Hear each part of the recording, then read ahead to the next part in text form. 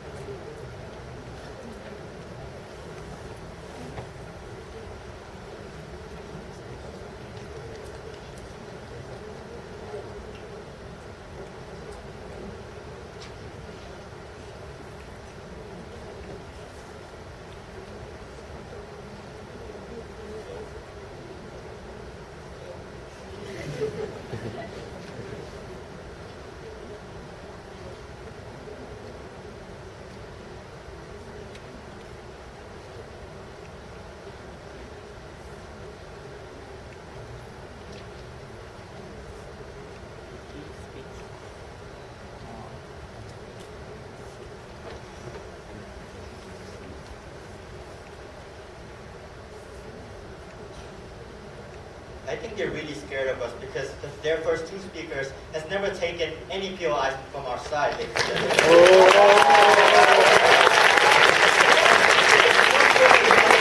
speaker's arguments, that her arguments are not mutually exclusive because we're also punishing and penalizing bad people as well. But what you're doing is penalizing only the industries like construction, like iron, like steel, like power, and these industries are not even the biggest contributors to the pollution in Thailand today. But what we're doing is that we're taxing every single industry that matters, every single industry that counts in this country. It's the middleman that counts, and it's not so much these farmers that are affected per se. My first speaker has already talked about how we will incentivize good agricultural practices in the first place, ladies and gentlemen.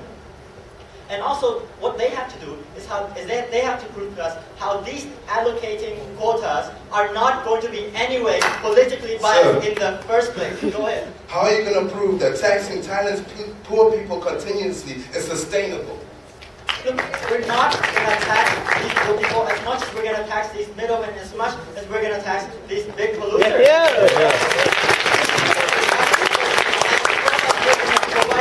These agricultural technologies and these green agricultural technologies in the first place. But let me talk about what you said, Mr. Ngo. Please sit down there. How you talked about construction and power and iron and steel and all these companies. First of all, it's not 70% of emitters, of polluters in Thailand. It's actually 30%. And you have seen the Green World Foundation slides that we presented on the first day.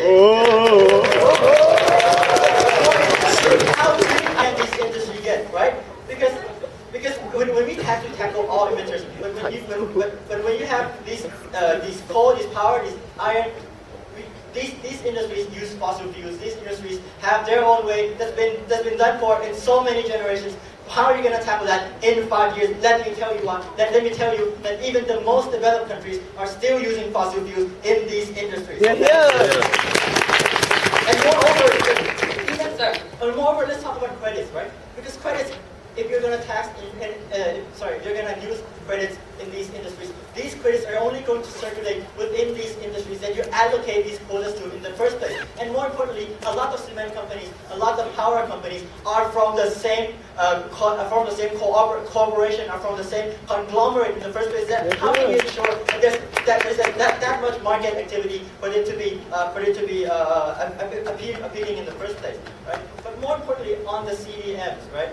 On the carbon development mechanisms, how you said that there's only 80 in Thailand.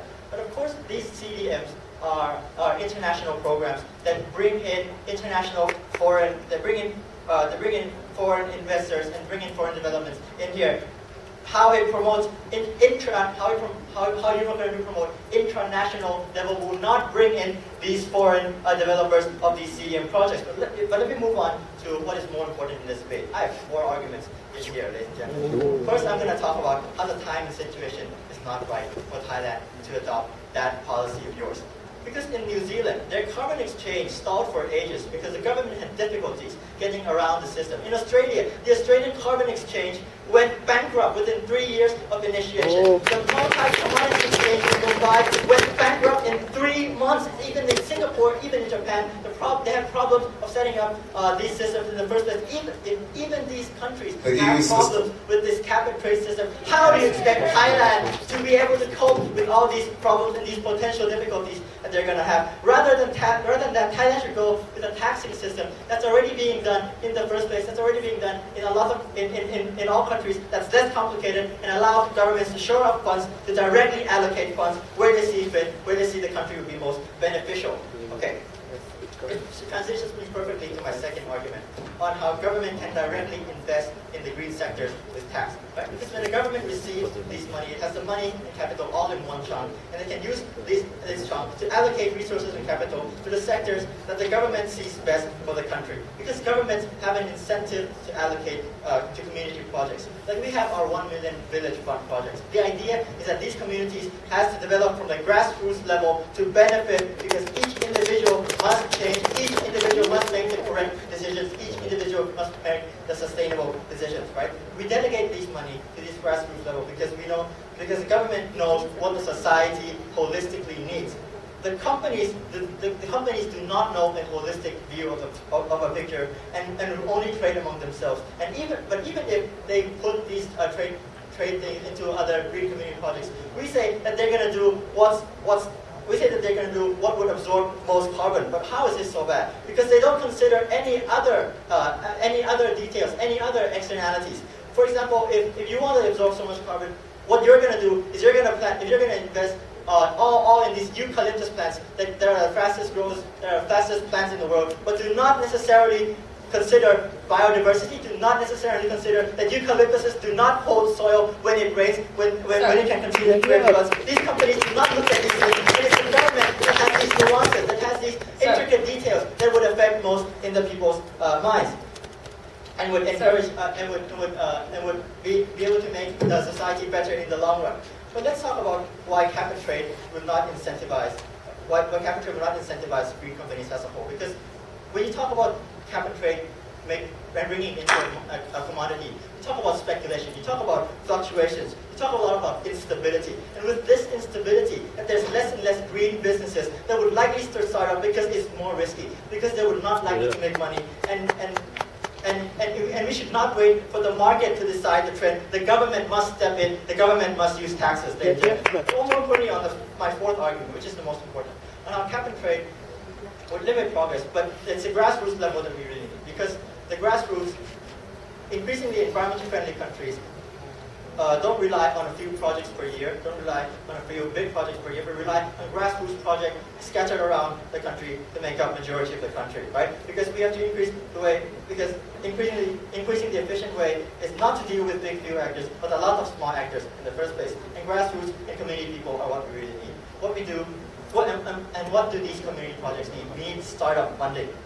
The problem with carbon and trade is that the carbon trading is that it's a forward future contract, which means that the price are agreed now, but the allowance and payments won't exchange hands until the future. But it creates a lag time, which means that these pollution are already polluted in the first place before you move anything into it. And when these people, but more importantly, when these people want to buy carbon credits, they want to buy a large amount at a number of times. Therefore, a lot of transaction costs that they do not want to pay. Therefore, these funds will not be allotted to this grassroots level. And for all these reasons, that is determined that it's going to be better off to start from the bottoms up, to start from the grassroots, to bring change to all and as much emitters as possible. That's why we did this debate. Thank you. Yeah.